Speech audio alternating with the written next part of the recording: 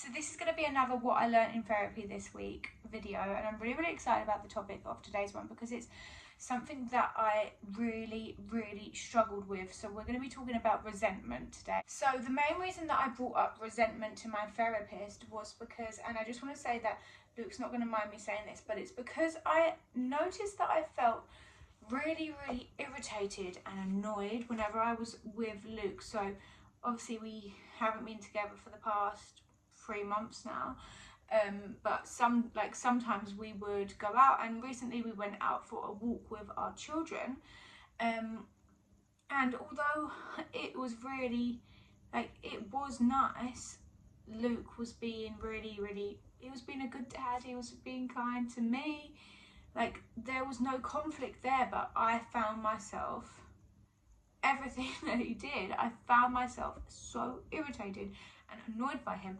and I thought I was being a bit rude, and I don't want to be a rude person. I just don't want to be that person. So I was explaining this all to my therapist, and I said, what techniques can you teach me to help me get over my resentment that I hold, because I just feel like it would benefit us all as a family. She taught me some really good tips and notes that I think might help someone. So yeah, let's dive right into it. At times when you are resenting someone, your reasons might not be 100% clear. You might not understand why you were holding this resentment towards someone, and that can take some time to dive into and realize what it is. But for me, my reasons for my resentment were very clear.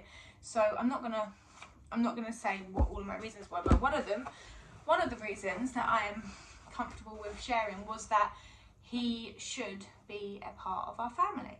And a lot of the reasons that I were giving were he should, or he shouldn't have, using the word should. Now, if you watched one of my last therapy videos, you will remember, or you might not remember, but I mentioned that the word should is an unhelpful thinking style. So often when we're shoulding on ourselves, saying I should do this, I should do that, I should have done that, I shouldn't have done that, it can make you feel like a failure. But when you're shoulding on other people, that's when it starts to cause resentment. So when I'm should, and that's exactly what I was doing. I said all of my reasons have the word should in it, very clearly. Sometimes they can mean should, and you're not necessarily saying the word should, but all of mine very clearly had the word should right there. So if you are feeling resentful to someone, then maybe write down a list of the reasons that you think that could be the cause, and if anything has the word should, then you have your reason. It's so important to remember that we cannot change the way that other people behave. We are not responsible for other people's actions. We are only responsible for ourselves, and that includes the way that we're feeling. People can't make you feel a certain way. You can allow them to make you feel that way. You can allow yourself to feel that way from their actions, but they're not responsible for you. We are only responsible for ourselves. And resentment is only a form of punishment to ourselves. Resentment doesn't punish the other person. I mean, obviously, me not being kind, me being rude towards Luke isn't kind, but the feeling of resentment only punishes yourself, which is a reason why you should let it go. And some people say well, they're not going to change this, they're not going to change that. For example, if you're resenting somebody for not doing the dishes, that's quite a good one, and I feel like people could probably relate to that. If you're saying he should have done the dishes, and then people are saying, well, you need to stop resenting him, and then you're saying, well, he should have done this, why would I stop resenting him because he's not changing? The reason why you should work through it is because resentment is only a form of punishment to yourself. Look at the way that you're feeling. If you're not feeling a way that you want to feel, then you need to change something, and the only person that is responsible for changing the way that you're feeling is yourself. So that's a reason why we should really work through resentment, because you're only punishing yourself. You need to look at the way that you were behaving and feeling. If you don't like it, change it. So people can feel resentment for all different reasons, but the main rooting of my resentment was that I felt grief. Deep down, I feel grief. Grief doesn't have to be just when somebody dies, and that's often what we think, but I'm grieving over my relationship, and not only my relationship, but also my hopes and dreams and what I thought my life was in the future. You can grieve over something that you haven't even had yet, because I thought I was going to have this life, and now I'm grieving over the fact that maybe I'm not going to have that life. And grief is a massive thing. Life isn't just something that just goes, especially if you ignore it. You have to really dive deep into it. Just another quick side note to add on is that I was also resenting my past self, but I'm going to talk about that in a minute, in about 5 minutes time. So essentially, I've lost somebody that I was with for 8 years of my life. I've lost a family unit. I'm now a single mum, and I've lost the life that I thought that I was once going to have and that I once wanted so badly. In order to get through grief, we need to dive right into it. Now, some people go years, like some people go their whole life without stepping into their grief, and then they have all of these issues arise, and then it gets to like 40 years later and you're like, well, did you ever discuss the grief that you had 40 years ago? And they're like, no, I always avoided that. Like, I was never going to go near that. Got an intruder. Somebody woke up from their nap. So as humans, we like to avoid anything that is negative or sad. We tend to avoid negative emotions because we think that they're not good, they're not helpful for us.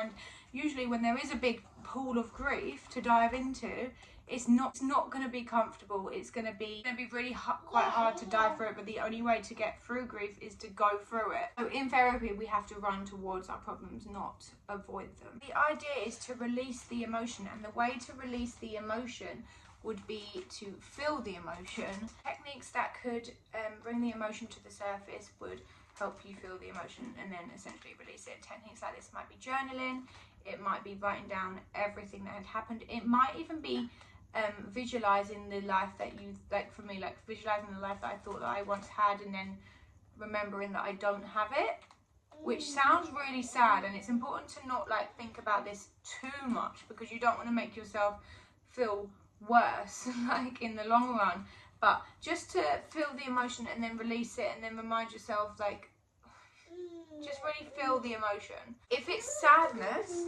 if it is sadness that you're feeling, then things like listening to sad music might help. Therapist did say watching a sad film, but she also mentioned that this could be a little bit controversial, because obviously sad films have their own storylines, so that might not work. But basically the idea is to have a good cry, really feel the feeling, and then release it. Like, don't hold on to the sadness, don't bottle it up, talk to somebody. But then my therapist said to me, would you like to do a visualization technique? Which at first I was a little bit, I didn't really know what to expect, but it was incredible. Like, it had me sat there sobbing.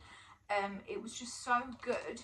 And basically what she did, she asked me to close my eyes, and she asked me to imagine myself, a past version of myself. So she didn't tell me what age I was, but she said imagine, and then obviously I had to tell her who I was imagining, and it was either going to be like baby me, like toddler me, child me, I don't know, teenager me, and I actually chose me from exactly 1 year ago. And she said to ask my past self what my past self needs from me currently now. And my past self said a hug, and then I just cried, and I cried and I cried. My past self, then she asked me to ask my past self if she needed me to do anything. And I'm not going to share my answer because it's a bit personal. She asked where we were stood. I said that we were just stood at home at my house. Thank you. And then my past self actually told me that she was really proud of me. And it sounds really weird because in therapy we talk about ourselves as like parts. Like a year ago that was a part of me. Yeah, just hearing myself, even though it's like myself, it sounds crazy, but hearing myself say how proud I was for what I have done, and like, I don't know, it was just so emotional. So yeah, have a little think if you can like visualize yourself from a time in your past, and then ask yourself a few questions and see what your past self says. It's really emotional because I actually don't think that I have ever really felt proud yet, like for my decision. Like, it was a really, really tough decision to make, but I know that it was the right one, and I haven't yet felt proud. And then when I felt that emotion, I was like, oh my god, like, was incredible. After we had done the visualization, this is what I'm talking about, the what I said earlier that I was going to mention about how I resent myself, but my therapist said that she thinks that I could potentially resent myself, my past self, which was really interesting because when she said this, it sort of all made sense. I think that it makes sense because maybe I feel like I don't particularly trust myself, which is why these feelings of resentment might come out when I am with Luke, because I'm not trusting myself because of in the past where I haven't left the situation when I had once told myself it was very like challenging, and I knew what was right and I knew what was wrong, but getting myself to actually leave was very hard. I resent my past self for not going through with what I believed in sooner, for not following my values, my self-beliefs, maybe for staying in situations where I felt like I was disrespected. And yeah, maybe I resent my past self for that, which is interesting. In talking about my past self, I actually used the term, or like I think I was actually talking about I use the term I'm not strong enough. And when you talk down to yourself enough, that's when you start to believe it. So if I didn't realise that I do this I didn't think that I speak to myself badly, but I do realise that I do say in the situation that I'm in that I'm not strong enough. So instead, if this is you, in moments of in hard moments when you're struggling, instead of saying I'm not strong enough, say I can do strong things, I'm finding it hard, I'm struggling. Use kinder terms to yourself as if you were talking to a child, as if you're talking to the younger part of yourself. Speak kindly, use kinder words. When I say that sentence in a different way, when I say I can do hard things, this is hard, I'm struggling, but I can do it, instead of saying I'm not strong enough, it's like the same sentence, but the feelings that are released and the emotions that are released are just completely different. So when I'm saying I'm not strong enough, I feel like a failure, and when I'm saying this is really hard, I'm struggling, I feel sad for myself and I feel sorry for myself, and it's bringing up that emotion of sadness, which is what I need to bring up because I need to be able to release it, to be able to release the resentment. And also when I do feel the sadness, this is like the true feelings behind. So resentment falls under anger, under the anger category. So the true feelings behind the anger, which would be me like being the snappy, rude, like just not very nice person, is the sadness that I'm feeling. So the most important thing is to build the trust with yourself. Use the affirmations that are kinder. Just use a more gentle approach of words. My therapist ended with, throughout the next week, so it was this week, so that has just been, when I notice my past self coming up and telling me that I'm not strong enough, just sit with her. It sounds really like woo-woo, like sitting with your past, but this is what you do in therapy, like you've got all different parts of yourself. So when my past self comes up, like from a year ago, and says you're not strong enough to do this, you're not whatever my past self is telling me, it's really important to sit with yourself, like even if it's for like 5 seconds or 10 seconds, and just say, I notice that you're here, I'm here with you, and we've got this, we've got this. And yeah, that is everything that I learned in it was actually last week's therapy session. I'm going to therapy again tomorrow, so I just wanted to get this out there before tomorrow's session so that I don't forget anything. But yeah, I really hope that this has helped someone. I hope that it's made sense. I always feel like when I'm just talking, I'm not really making any sense, so I hope that it is sort of all coming together. I don't know, leave me a comment, let me know what you think. Thank you for watching, love and appreciate you, bye.